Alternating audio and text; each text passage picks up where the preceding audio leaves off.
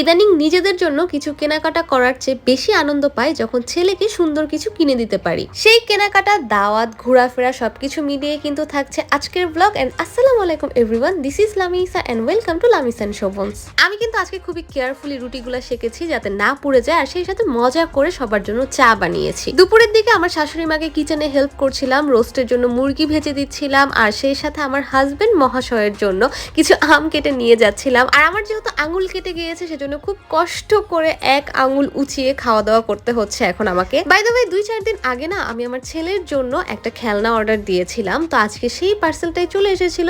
পার্সেলটা এত বিশাল ছিল, আমার কিন্তু কোনো আইডিয়াই ছিল না যে এত বড় একটা পার্সেল হয়ে যাবে। যাই হোক, শোভন আমাকে এখানে হেল্প করছিল পার্সেলটা খুলে দিতে। আর আমার কিন্তু ভীষণ ভালো লাগে যখন আমি আমার ছেলের জন্য কোনো খেলনা বা যে কোনো কিছু অর্ডার করি।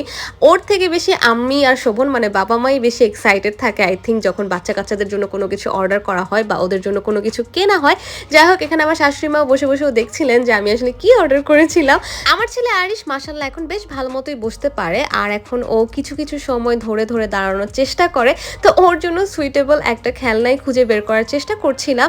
আর এখন তো ওরকম গাড়ি বা সাইকেল ওকে কিনে দিলেও ও সেটা চালাতে পারবে না, তাই এই রকিং টয়টা ওর জন্য আমি সিলেক্ট করেছিলাম। মাশাআল্লাহ মাশাআল্লাহ, আমার ছেলের হাসি বলে দিচ্ছে ও কতটা হ্যাপি হয়েছে এই বেবি এলিফ্যান্টটা পেয়ে। যাই হোক, সেদিন সন্ধ্যার দিকে আরিশকে নিয়ে আমি আর শোভন কোথাও ঘুরতে যাওয়ার প্ল্যান করছিলাম। চিন্তা করেছিলাম যে দূরে কোথাও যাব, কিন্তু ভাগ্য এত খারাপ ছিল সেদিন যে আমরা বাসা থেকে নিচে নামা মাত্রই ঝুম বৃষ্টি শুরু হয়ে যায়।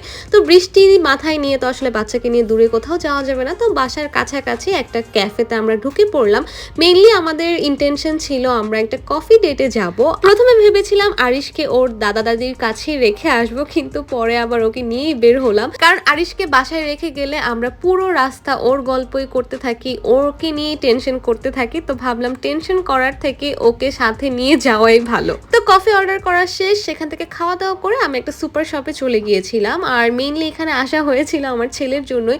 ওর জন্য আমি এখান থেকে বেবি বিস্কিট নিয়ে নিয়েছিলাম, সেই সাথে ওর জন্য চিজও কিনে নিয়েছিলাম। ও বাই দ্য ওয়ে, আগের ব্লগে তোমরা নিশ্চয়ই দেখেছো যে আমরা একটা বার্থডে পার্টি অ্যাটেন্ড করার জন্য গিফট কিনেছি, আর আমি কিন্তু আমাদের গিফটগুলোর উপরে আরিশের নাম লিখে দিয়েছিলাম। প্রথম বক্সটাই ছিল একটা বারবি সেট, আর দ্বিতীয় বক্সটাই ছিল ছোটদের একটা টেন্ট হাউস। যাই হোক, কিছুক্ষণ পরেই তোমাদেরকে দেখাচ্ছি।